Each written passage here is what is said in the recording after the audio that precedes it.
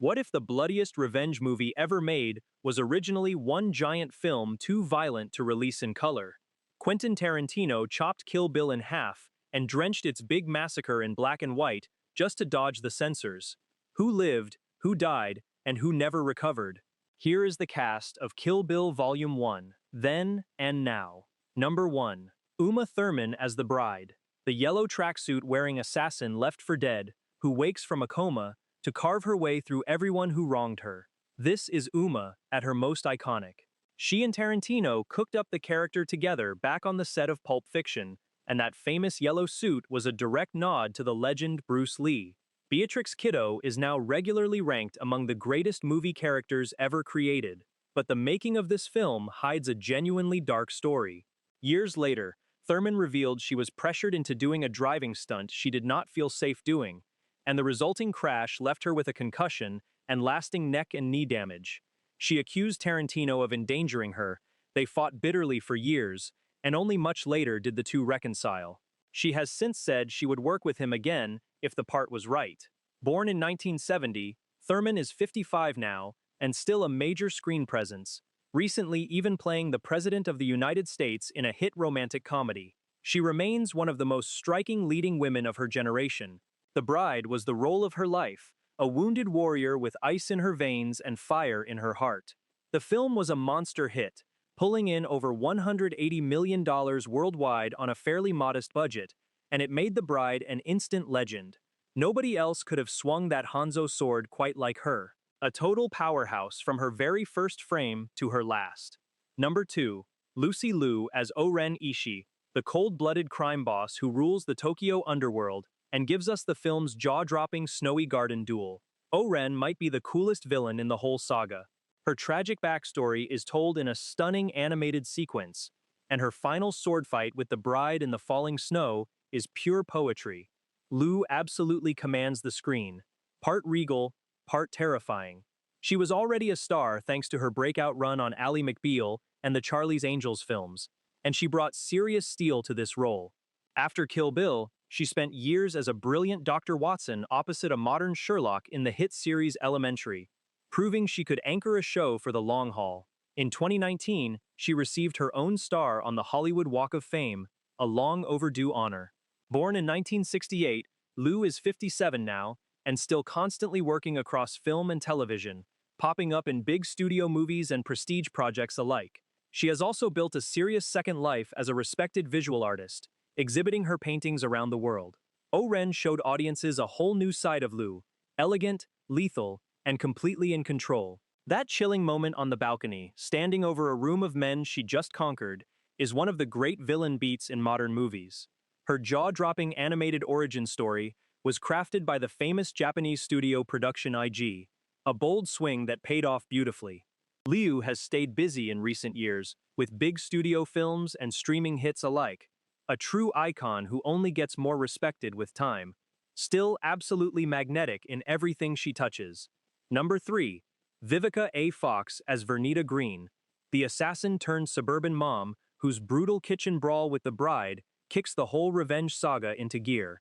Fox only gets one real sequence, but she makes it count, trading knife slashes with Uma 1 second and hiding a weapon in a cereal box the next, all while trying to protect her little girl.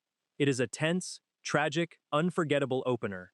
By the time she landed this role, Fox was already a bona fide star from massive hits like Independence Day, and the crime classic Set It Off. She brought real weight and humanity to a woman caught between her deadly past and the ordinary life she built.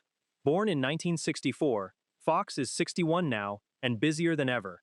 She has become a television powerhouse, hosting shows, producing her own projects, and turning up as a beloved fixture of pop culture and reality TV. She is one of those stars who simply refuses to fade, reinventing herself again and again across decades. Vernita's death is one of the film's quiet gut punches, a reminder that even the villains have kids and kitchens and secrets. Fox sold every bit of that in just a few minutes of screen time. A total pro who packed a whole life into one short, savage scene. She has also popped up in music videos, game shows, and award specials, staying woven into the fabric of pop culture.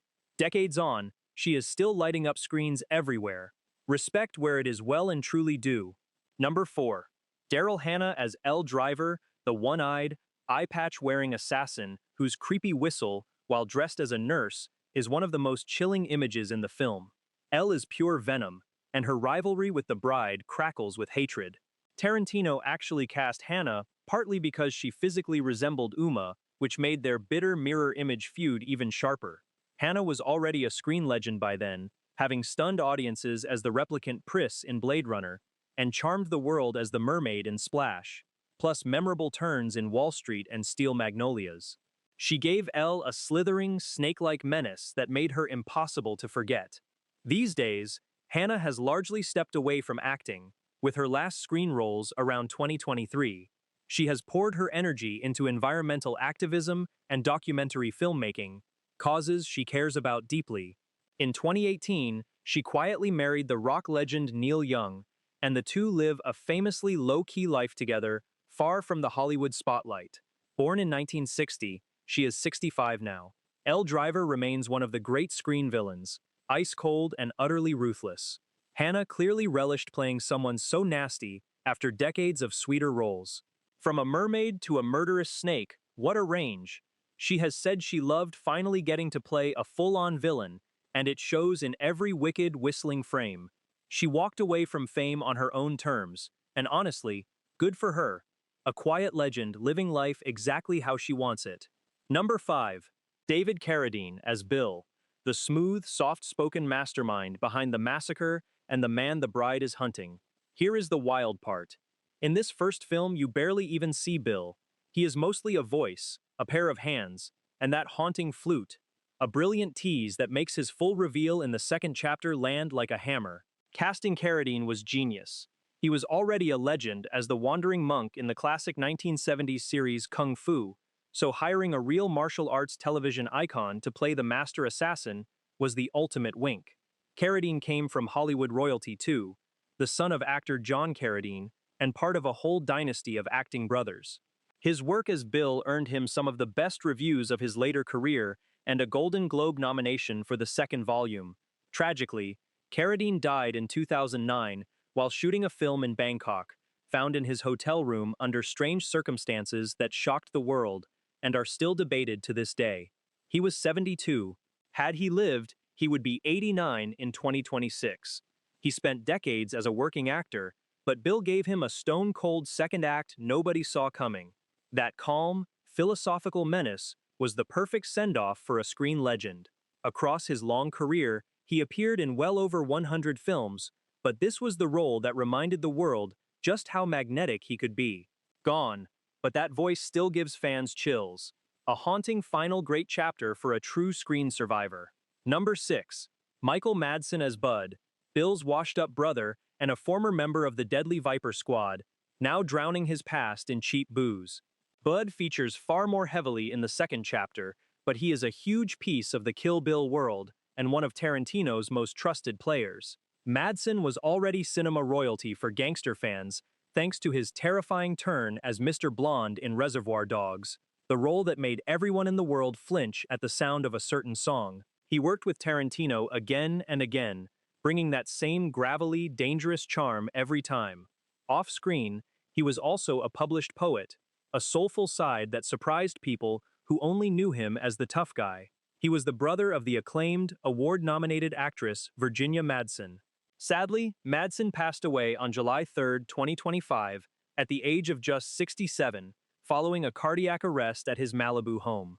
His death hit the film world hard, and tributes poured in from the many directors and co-stars who adored him. He was still working constantly right up to the end, with a pile of projects in the pipeline. Buddha was a broken-down killer, with real sadness behind his eyes, and Madsen played that weariness perfectly. One of the last of a certain breed of movie tough guy. He even left behind a final book of poems, a fitting last word, from a man who was always far more sensitive than his tough exterior let on. Hollywood will not see another quite like him. Rest easy, Mr. Blonde. Number 7. Sonny Chiba as Hattori Hanzo, the retired master swordsmith who breaks a sacred vow to forge the bride, the deadliest blade she will ever hold. Casting Chiba was a dream come true for Tarantino, a lifelong fan. Chiba was a genuine martial arts legend, often called the Bruce Lee of Japan, whose ferocious 1970s film, The Street Fighter, was so violent it became one of the first movies slapped with an X rating in America just for its brutality. He was the real deal, a black belt many times over who founded a famous action school that trained a generation of Japanese stars. His quiet, wise turn as the swordmaker gave the film a soul and a sense of history. Tarantino even named Uma's character's blade after him, cementing the Hanzo steel into pop culture forever. Sadly, Chiba passed away on August 19, 2021, at the age of 82, from complications related to the coronavirus that swept the globe. Had he lived, he would be 87 in 2026. His legacy lives on through his children, who are all successful actors themselves, including a son who is now a rising international star. Chiba spent over 5 decades kicking, slicing, and saving the day on screen. Getting to share the frame with his hero clearly meant the world to Tarantino. He also lit up Western screens one last time in a slick street racing sequel and a wild bullet train action romp, working right into his final years. A true master of his craft, given the send-off he deserved. Number 8. Chiaki Kuriyama as Gogo Yubari, O-Ren's sadistic teenage bodyguard who swings a spiked ball and chain and giggles while she kills. Gogo might only be around for one fight, but she is instantly one of the most memorable characters in the whole film. A schoolgirl uniform, a psychotic grin, and a medieval weapon, it is a combination nobody forgets. Kuriyama was already a cult favorite with Western fans of Asian cinema thanks to her unforgettable role in the notorious 2000 shocker Battle Royale, where teenagers are forced to fight one another to the death. Tarantino was clearly a fan and brought her over to steal scenes here. Her duel with the bride is short, savage, and gorgeously staged. Born in 1984, Kuriyama is 41 now and has built a long, respected career back home in Japan as a leading actress and singer. She has stayed a familiar face on Japanese television and film for over 2 decades, far from the one-note villain some might have expected. Gogo remains a fan favorite and a Halloween costume staple to this day, proof of how much impact a small role can have when it is this striking. Kuriyama took a genuinely disturbing character and made her weirdly magnetic. That giggle still lives rent-free in a lot of heads. It is wild to think the same actress went from that gruesome teen battle royale to becoming a polished mainstream star. A tiny part, a giant impression. Number 9. Julie Dreyfus as Sophie Fatale, O-Ren's elegant right-hand woman and lawyer who ends up losing an arm to the bride's blade and living to deliver a crucial message. Dreyfus brings a cool sophistication to Sophie that makes her stand out among all the killers. The French actress had a fascinating path to this role.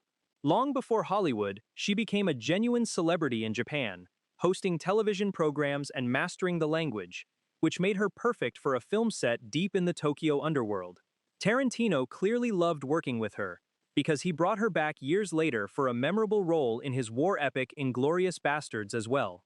She has a rare kind of poise that reads as both glamorous and slightly dangerous. Born in 1966, Dreyfus is 60 now and has continued acting across French, Japanese, and American productions, moving effortlessly between different film worlds. Sophie is one of the few people to cross the bride and survive, though not without a heavy price. Dreyfus made her feel like the last civilized person in a room full of monsters. It is a smaller role, but she gives it real class and mystery. A truly international talent who has carved out a career on 3 different continents. Elegant, sharp, and unforgettable. Number 10. Gordon Liu as Johnny Mo, the fearsome leader of O-Ren's personal army of masked killers known as the Crazy 88. For Kung Fu movie fans, this casting was pure heaven. Liu is a bona fide legend of Hong Kong cinema, immortalized as the bald-headed monk, San Te, in the all-time classic, The 36th Chamber of Shaolin. Getting a Shaw Brothers icon to lead the henchmen was Tarantino once again paying loving tribute to the films that shaped him. And in a fun twist, Liu actually played 2 completely different roles across the saga, returning in the second chapter as the cruel, white-bearded kung fu master Pai Mei, one of the most memorable characters in the entire story. That is how much Tarantino admired him. Sadly, Liu suffered a serious stroke in 2011 that left him with partial paralysis, and he has been recuperating in a care home ever since, having stepped away from acting. Born in 1951, he is 74 now. It is a poignant turn for a man who spent his life as one of the most physically gifted performers in martial arts cinema. His fans around the world continue to honor his incredible body of work. From the Shaolin Temple to the House of Blue Leaves, Liu was the real thing, a living legend whose influence on action movies runs deep, a true master, on screen and off. Number 11. Jun Kunimura as Boss Tanaka, the Yakuza chief foolish enough to question O-Ren at the crime council, only to lose his head for it in one of the film's most shocking moments. It is a brief but explosive role that shows exactly how ruthless O-Ren's rise to power really was. Kunimura is one of Japan's most respected and prolific character actors, a fixture of the country's cinema for decades. Western audiences may recognize him from a whole run of cult and acclaimed films, including the disturbing thriller Audition, the ultra-violent Ichi the Killer, and the internationally praised horror masterpiece The Wailing. He even turned up in a modern giant monster blockbuster revival of a certain famous creature. The man works constantly and brings gravitas to everything he touches. Born in 1955, Kunimura is 70 now, and still very much active, appearing in major Japanese and international productions year after year. His scene here is short, but that stunning moment sets the terrifying tone for O-Ren's entire reign. Kunimura made Tanaka's pride, and his sudden downfall land in mere seconds. He represents the deep bench of brilliant Japanese talent that gave this film its authenticity, a veteran's veteran who never phones it in. Blink and you might miss him, but you will never forget that moment. Number 12. Michael Bowen as Buck, the greasy hospital orderly, running a vile secret scheme out of the bride's coma ward, a genuinely skin-crawling character. Buck is only in the film briefly, before the bride wakes up and ends his day permanently, but he leaves a nasty mark. His slimy introduction of himself is one of those lines fans quote for years. Bowen was a reliable, hard-working character actor long before this, and he only got more recognizable afterward. Television fans know him best as the menacing gang leader Uncle Jack in the final season of the legendary series Breaking Bad, one of the most hated villains in modern TV. He also popped up on the hit island mystery show Lost and connected to Tarantino's world through the crime classic Jackie Brown. He has a real knack for playing loathsome men you love to see get their comeuppance. Born in 1953, Bowen is 72 now and still working steadily, a true journeyman actor with a career spanning decades. Buck is exactly the kind of small, memorable creep that Tarantino writes so well, and Bowen played him to perfection. He turns just a couple of minutes of screen time into something genuinely unsettling, a supporting actor who always delivers exactly what a scene needs. You may not know the name, but you know the face. Number 13. Michael Parks as Texas Ranger Earl McGraw, the drawling lawman who surveys the horrifying aftermath of the Wedding Chapel massacre in the film's haunting opening. Parks only has that one eerie scene, but he sets an unforgettable tone. Here is a beautiful bit of movie trivia. Parks had already played Earl McGraw for Tarantino and Robert Rodriguez in the vampire romp From Dusk Till Dawn, and he kept reprising the character across their shared movie universe, including both halves of their double-feature tribute to old grindhouse cinema. Directors adored him, with some saying they only needed to turn on the camera to capture magic.